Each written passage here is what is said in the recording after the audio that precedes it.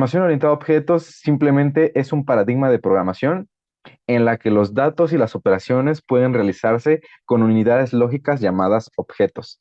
O sea, es decir, como que de alguna forma entramos como en un nuevo mundo en el que el protagonista, por decirlo así, de este tipo de programación son los objetos y todo se rige a través de ellos. Ya más o menos vimos de manera intuitiva cuáles son los conceptos de programación orientada a objeto, que era una clase, que era un objeto, atributos y métodos. Estos son principalmente los cuatro conceptos y las cuatro definiciones más importantes dentro de programación orientada a objetos, pero vamos a verlas un poco más a detalle. Entonces, una clase, teniendo todas estas ideas intuitivas, una clase va a definir un objeto junto con sus propiedades o atributos y sus modificaciones o métodos.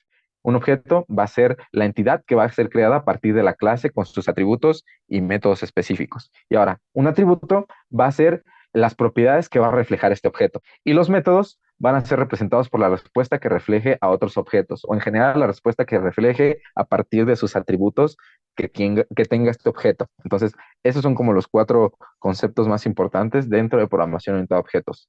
Para declarar una clase, nosotros vamos a utilizar la palabra reservada class. Entonces, la sintaxis es poner class, el nombre de la clase, dos puntos, indentación, poner los atributos y los métodos. Esta es como la estructura más básica de lo que es una clase, cómo la podemos crear. Y una nota importante es que una buena práctica dentro del mundo de programación es comenzar el nombre de la clase con mayúsculas. Sea cual sea el nombre, debemos empezarlo con la primera letra en mayúsculas. Supongamos que nosotros queremos crear una clase para definir celulares. Entonces, por ejemplo, podemos poner la palabra class primero para definir nuestra clase y que nuestra clase se llama celular, para que sea descriptivo el nombre. Entonces empezamos con mayúscula y le ponemos celular. Esa clase va a definir distintos tipos de celulares. Por ahora, por ejemplo, lo que nosotros podemos poner es un comentario de lo que va a ser esta clase. Por decir algo, vamos a poner el comentario de clase para manejar celulares. Esto únicamente como comentario de lo que se va a enfocar esta clase. Y aquí nosotros podemos definir una variable que se llame smartphone, que lo que sea esto simplemente sea un mensaje de bienvenida. Entonces le ponemos el mensaje, bienvenido a tu celular.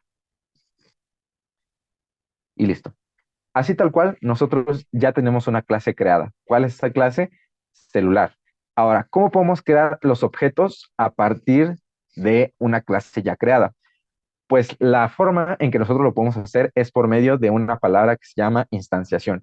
Cuando nosotros creamos un objeto a partir de una clase, a ese objeto se le va a conocer también como una instancia, justamente por la idea de que está creada a partir del molde que es la clase. Entonces, la manera en que nosotros vamos a crear objetos a partir de una clase es por medio de la instanciación. ¿Cuál va a ser la anotación para hacer esto?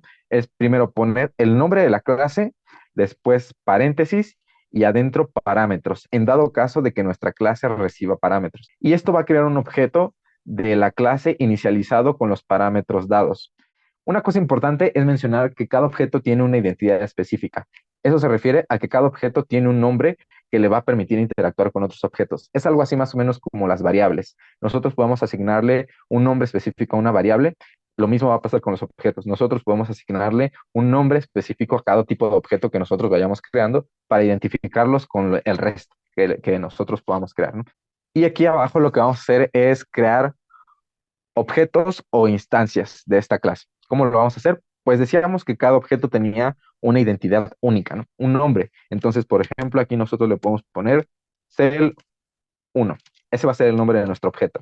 Y la instancia va a ser por medio del nombre de la clase, decíamos, paréntesis y adentro los parámetros. En este caso, nosotros no le definimos ningún parámetro a nuestra clase, por lo tanto, este se queda vacío, pero así lo tenemos en este momento. Y así, esto ya es una instancia de la clase. Quiere decir que todas las propiedades o los atributos y métodos que defina esta clase los va a tener en automático nuestro objeto cel1 que acabamos de crear de esta forma. Ahora, ¿cómo podemos darle atributos a este objeto que acabamos de crear? La forma en que lo vamos a hacer es agregar los atributos por medio de una cosa que se llama dot notation. La manera en que lo vamos a hacer para definir los atributos es primero poner el nombre de nuestro objeto ya creado como instancia de la clase, que es cel1, luego punto, por esto es que se le llama dot notation, y luego cuál va a ser el nombre del atributo que nosotros le vamos a asignar. En este caso, por ejemplo, hablábamos de una marca y esto así ya define como cel 1 va a tener el atributo marca. Entonces, lo vamos a poner con un signo de igual para asignarle cuál va a ser el valor de ese atributo. En este caso, pues puede ser una cadena de texto que diga Samsung. Y entonces esto ya viene a ser un atributo definido para cel 1, que es una instancia de la clase celular o un objeto creado a partir de la clase celular. De esta forma es como nosotros creamos los atributos. Y ahora, ¿de qué forma nosotros podemos crear métodos específicos? Estos métodos pues van a ser parecidos a como definíamos las funciones que hemos visto en programación funcional, que es con la palabra reservada def. La única diferencia es en los parámetros, ya que su primer parámetro va a ser denominado como self. Se va a escribir de esta forma.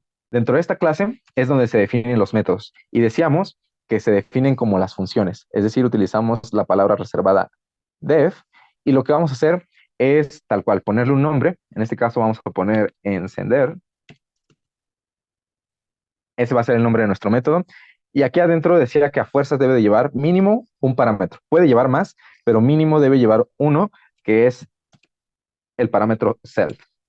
Y esto lo que va a hacer, este self, lo que va a representar es como la llamada al objeto que vamos a crear en un futuro. ¿Por qué? Ahorita vamos a ver a qué me refiero con esa llamada.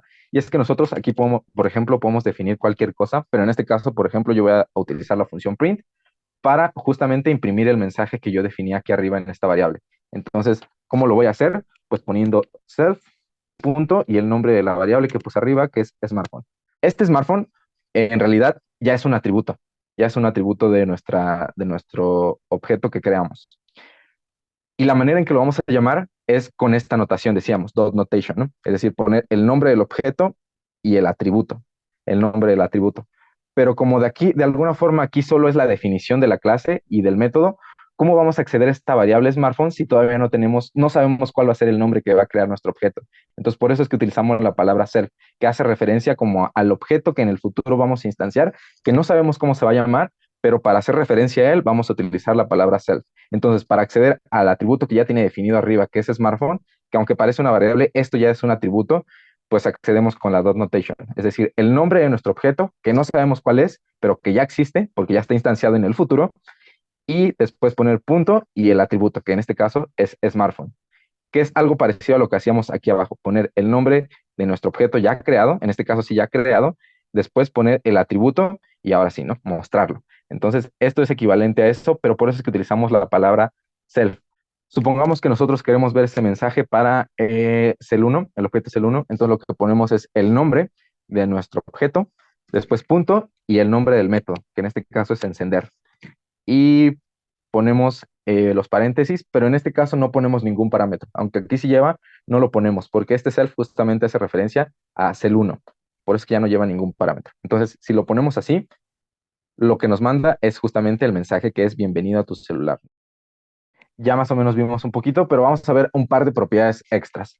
Una es el método dir, que lo que va a hacer, la anotación es poner dir y adentro un objeto. Y esto nos va a devolver la lista de los nombres y los atributos, los nombres de los atributos y los métodos del objeto que nosotros hayamos puesto como parámetro.